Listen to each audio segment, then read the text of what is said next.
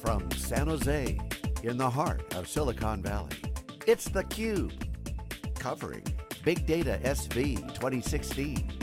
Now your hosts, John Furrier and George Gilbert. Okay, welcome back everyone. We are here live in Silicon Valley for day 3 of coverage of Big Data Week, which comprises of our event, Big Data SV and Strata Hadoop right across the street. This is theCUBE SiliconANGLE's flagship program. We go out to the events and extract the signal from the noise. I'm John Furrier, my co-host George Gilbert, analyst at wikibon.org. Our next guest is Holden Karau. She's the principal software engineer at Big Data at IBM. Welcome, co-author of Learning Spark. Yeah. Welcome to theCUBE. Thank you for having me. So, Spark is hot. It cut the head off the Hadoop beast, as we heard earlier on theCUBE. Cloud's taking the legs out, but you got Hadoop is still rocking and rolling. A lot of innovation going on. Spark's one of them. So give us the update. Learning Spark, the book's out. You co-authored that. You got office hours coming up here this afternoon for folks who are watching who might be around. You got office hours. Yeah.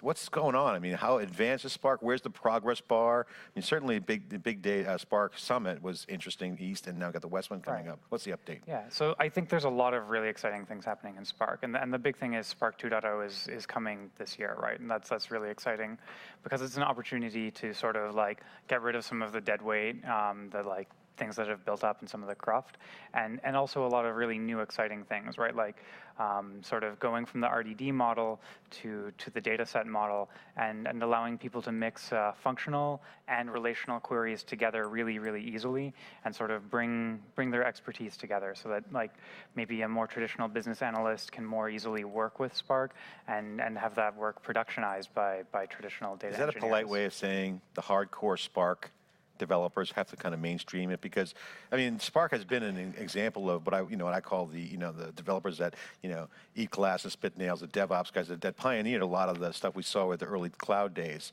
Right. So you kind of got to socialize it into the mainstream enterprise. A lot of heavy lifting's got to get done, fill the gaps in, right? Yeah, I think there's. So with any technology, right, like your first version is great and it's wonderful, it's very lean, and it doesn't have a lot of like security or other things like that. And as time goes on, you have to add all of these things to make it a really good enterprise product. And I mean, that's part of where companies like IBM come in, sort of adding the things that the enterprise needs so that they can adopt this. And Spark SQL is also very much like opening up the kinds of people that can make Spark programs, right? There's a lot of, there's tons of business analysts who, if I asked them to write Scala code, would be like, oh no, that's quite all right. You can handle that. You can take that one.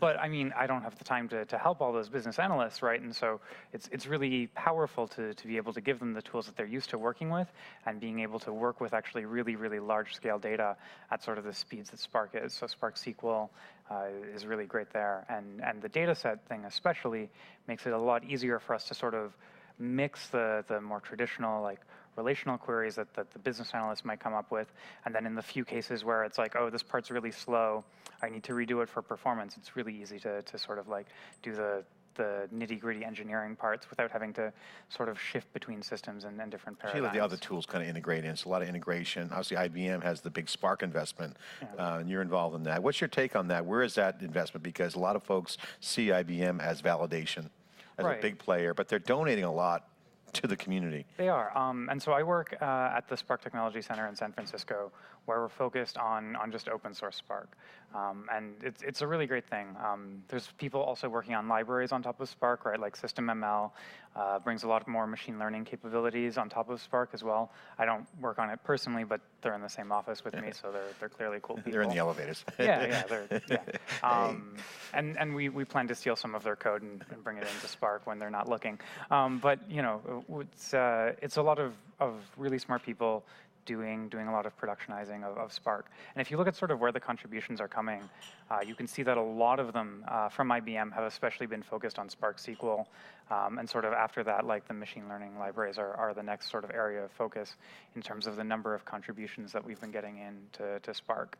And so those are the two sort of like really key things that we've been working on. Let me pop up a level on that, on the contributions about SQL and machine learning.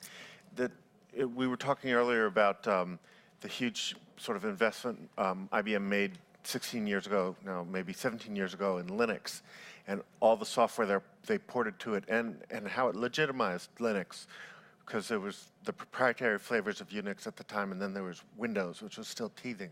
Right. Is this a comparable investment I think in a lot of ways there's many parallels, right? Like IBM started the Linux Technology Center inside of IBM to focus on just open source Linux, and then they've done the same thing with the Spark Technology Center.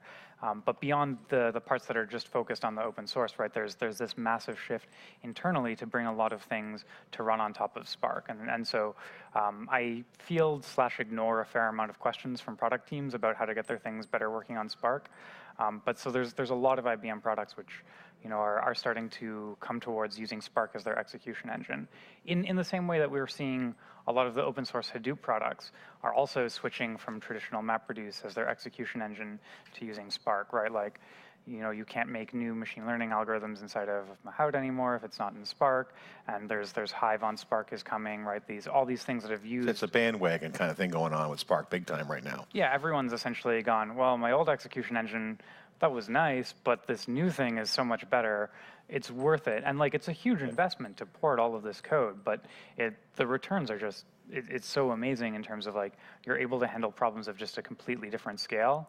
And so give me an example of kind of those scale points, because that's what everyone's kind of betting on, that order of magnitude. What are some examples of order of magnitude you've seen? So, I mean, So I work in kind of a weird spot, right? Which is I mostly work on this machine learning and core stuff with a bit of Python thrown in. And actually, I think the Python's really cool. But a lot of things that you're seeing are people that have traditionally been stuck with doing sort of like single machine processing, and they just, you have to downsample your data, or if you're doing MapReduce, right, you can do like large scale compute, but it's no longer interactive, right? And as a data scientist, your workflow is so different when you have to like come up with a problem, and, think, is this maybe a solution, and then like sleep on it and come back and find the answer, versus like, oh, this probably doesn't work, but I'll just give it a quick shot, right?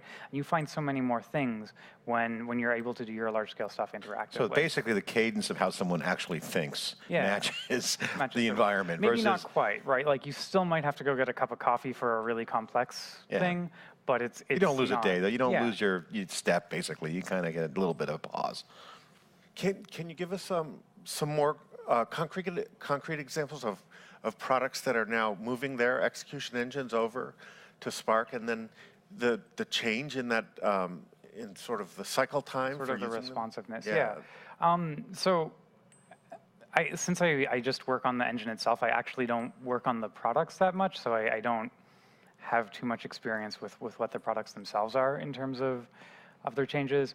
But I mean, there's the Panda stuff where essentially like people have been having to do like hour-long MapReduce jobs to like manually sort of try and get back some of the functionality that they want to do some complex analysis, and essentially they're going from hour-long or day-long jobs to like 30 minutes or 10 minutes if their data is nice, and it's really awesome because they're just able to actually view the whole data and not have to sample. Holden, I want to ask you about machine learning, because it's a fascinating area for us. We've been playing a lot with our data science platform that we have at SiliconANGLE, and a lot of people get confused between supervised versus unsupervised, which is a concept I would like to explore with you. And then also we heard last night on our analyst panel this notion of algorithms policing algorithms, because the quality of the algorithms is becoming an issue. Yeah. The data is just part of the data. The envelope around it is the algorithm, which is data as well. Yeah. So who's policing the algorithms? Yeah. I'm actually So there's a bunch of things policing the algorithms, and there's actually like Spark's pipeline model makes it really a lot easier to do things like hyperparameter tuning. So where you're going to do things like I made my model. Oh wait, no, I'm actually going to have my algorithm try and figure out what the best parameters are to make my model for me, because I don't have the time to do that. But for in terms of like policing the quality of like the actual algorithms between releases of Spark, I mean, it's just traditional, unit testing and all of those good practices that you really need in any project. But for like actually like validating that your stuff is working really well, there's not a lot of great tooling there. One of the projects that I work on is Spark Validator. It's a very small project, but it's sort of focused around doing things like, and it's not something that people should use today. Like don't it's go early and install it. Yes, very early stage. But it's like the kind of thing where you hook it into your Spark job, and like maybe it's going to build up sort of a historical understanding of what your Spark job looks like, and then if the number of records you read today went down from the number of records you read yesterday, it's going to be like, hey, maybe don't publish this model. The results are probably junk. And I mean, of course, if you're an engineer, you can come in and be like, no, it's cool. Like, we actually lost 10% of our user base. I'm really sad, but go ahead and publish the model. Or you come in and you're like, oh, dear God, like, someone dropped the table last night. We're screwed. We should go and fix that and avoid. It's a notification. It's really a ping, if you will. It's like, gives you a heads up. It's a ping, but it's also a ping which halts doing an automated deploy, right? Because a lot of people, I did a survey for sort of like how people were using Spark, and about a quarter of people were automatically deploying the results of their Spark jobs into production, which is great, right? Like, I mean, that means love automation, it's really well tooled. if it's good. Yeah, if it's good, it's great. But when it explodes, it's pretty terrible, right? Because you know, it explodes at 2 o'clock in the morning, and no one likes getting woken up then. Someone's going to hit the fan. So in some of the research we've been doing, we talk about this progression of applications from, well, data lakes where it's people just getting their sort of feet wet, often with machine learning, and to intelligent systems of engagement where there's machine learning behind the interactions to help anticipate and influence a user. But then there's a third phase where we talk about, which is where machine learning is put on the process of sort of the design time and the runtime chain of improving and benchmarking, coming up with better machine learning algorithms. Yeah. Where are we on that spectrum? Like, how far out is that in terms of rocket science? So I think different organizations are in very different places, right? Like, as you've mentioned, a lot of people are just still getting their feet wet with the data lake. But I think a lot of people are sort of at the data science on data science stage, right? Where they're, you know, they're collecting all of these metrics and they have all of these analysts, and then they realize, you know, maybe some of the stuff that they're doing could be useful for each other. And so they start to like do meta-analysis to figure out what sort of, you know, where their data is coming from, which pieces can be shared between the organization, and sort of how to be good in this art department. And for like sort of automating the models, we're there-ish, I guess would be the expression. I mean, you can tune on hyperparameter tuning, and you can be like, good luck, have fun. But it's not like a thing which a lot of people are doing yet, right? And a lot of the pipeline stuff where so like the feature selection, you know, you can just like make a giant set of features, right? Like one of the bug reports I had was someone who had 1 million features and was running into some problems with that because they were using it in Python, and Python has some corner cases. But essentially, like, we're at the point where some people are sort of in that phase, but I would say most people aren't really doing machine learning on their machine learning models themselves. To put that in perspective, it sounds like IBM is experimenting with it, which means it might be mainstream 5 years from now, or I think sooner than 5 years. Okay. I think we'll see a lot more people using machine learning to do a lot of their tuning for their machine learning models much sooner than 5 years, maybe 2. But I'm also an optimist, so you know, who knows? That pipeline that you're talking about is multiple machine learning algorithms. In other words, when you talk about, just to sort of level set for us, those of us who are, what's the word, where we're having one of those brain cramps that's early onset Alzheimer's. We'll get more coffee after this. Yeah, I do need that. Energy drink. George does the 5-hour energy drinks. I pound them. If you're using 1 million parameters, you've got a whole bunch of models in an ensemble. And it's hard for one person to have in their head how to tune that. And that's very true for ensemble training, right? It's not something where you can really sit down and think about it. Or if you have 1 million features, right? It's really difficult to sort of manually do feature selection. You're not going to want to do that. That's just not feasible, right? You're going to use, you know, some regularization techniques to sort of narrow that down. And these pipelines are actually frequently. So there's this sort of like artificial sort of separation, which is going away in Spark between sort of what's called, you know, estimators and models. but like, there's all of these different machine learning components that are sort of fed together. And it's not always like a straight line, right? Like sometimes there's branches and they come back, right? It doesn't have to be like, this is the text processing that I do, and then I'm going to do this, and then I'm going to do this, right? It can be very, very complex. And that entire thing builds our model, which is really cool, but also runs into the problem of how the hell do I save this damn thing? Because the whole pipeline itself, it's now, right, you don't just have a linear model, you have like 6 different models together that generate the inputs that you're using for your linear model. And Well, take that one step further, which is we wonder, in addition to those classes of apps, before I had that brain cramp, there's the how repeatable can we make that? In other words, you know, in the past, for decades, we've had packaged applications, but we don't see big packaged applications emerging anytime soon for this class of apps. Can you help shed some light on either why that is or why that might be wrong in a few years' time? I think we'll see more sort of packaged applications to make this kind of thing easy, right? Not everyone wants to write Python or Scala code to generate their machine learning model, right? Like R is becoming increasingly popular, and there are actual like sort of more BI type tools that people can use to generate models. And those will probably become increasingly popular with time, but the repeatability is actually a really hard problem, and this can be especially frustrating when you're trying to improve the code that you're using to generate your models, because you know the new version of Spark maybe has a better optimizer, but I still want to be able to reproduce my results from last year in case like the auditors show up.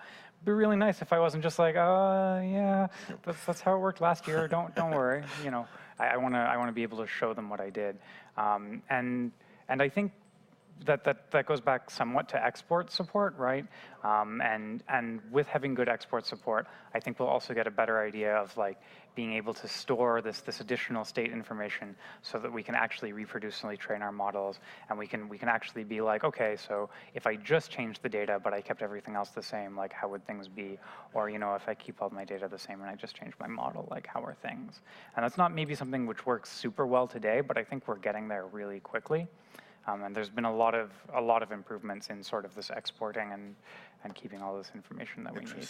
Holden, I want to get your take on the marketplace right now. Obviously, you're in the trenches. It's great to see the experience getting down and dirty there with the tech, which is great. But a lot of people have been complaining that not enough machine learning going on at the event, that we need more tech faster, especially around machine learning. Do you agree with that? You think we're okay? Where are the areas that need to be improved? What's working? What are people doubling down on? What are your thoughts on kind of the status of where we're at with ML? And so I think there's a lot of room for improvement in machine learning, right? It's just huge, right? There's so many possible models, and we could just spend our time trying to implement all of these models in a distributed fashion, but I don't think that would be a really good use of our time, right? Mm-hmm. I think really what would be really great is if sort of the pipeline APIs and these things got to the point where making these things pluggable for other people was really easy for them to do. And to some extent, I mean, that's part of what SystemML aims to accomplish. Even though I don't work on it, that was a big donation, by the way, too. That was fantastic. Oh yeah, no, wonderful. And a lot of really smart people came over with that, so I'm very, very happy that I get to pick their brains. But it makes it a lot easier to like, for the people who are just true machine learning experts, right? Like they don't necessarily spend a lot of time thinking about distributed systems, and SystemML tries to sort of hide some of the distributed systems part from the machine learning implementers themselves, so they can implement things in more of like an R-like syntax. So you're seeing a wave of this open source now with ML out there, with SystemML, a lot more action going on. You're seeing a lot more coming. Yeah, I think there's a lot more things in the pipeline, and I think it's a really exciting time to be in this space. Okay, two personal questions. Show the shirt there. It says, "I will cut you as a unicorn." Yeah. Certainly, the unicorns are being cut themselves. Valuations are being slashed. And second question is there another book on the horizon? There is. I'm working on High Performance Spark with my co-author Rachel, who's wonderful. And we just got an early release, the first 4 chapters. are out as of this week. So if anyone feels like giving me money, that's pretty cool. Especially if you have a corporate expense account, buy one for home and one for the office. If you're searching for it, though, you're going to have to add O'Reilly to the end of it because there's apparently high-performance Spark plugs, and I didn't think very well when we were coming up with the title. And those are, for some reason, more popular than my book. It's very sad. Well, good luck with that. Thanks for coming on theCUBE and sharing the insights. It's been fantastic. Thank you so much for having me. Okay, great. This is theCUBE. We're live in Silicon Valley. Day 3, wall-to-wall coverage. This is theCUBE. We go out to the events and extract the signal from noise. And we will be machine learning our butts off in Ireland as we go to Hadoop Summit next week. And we'll be right back with more after this short break.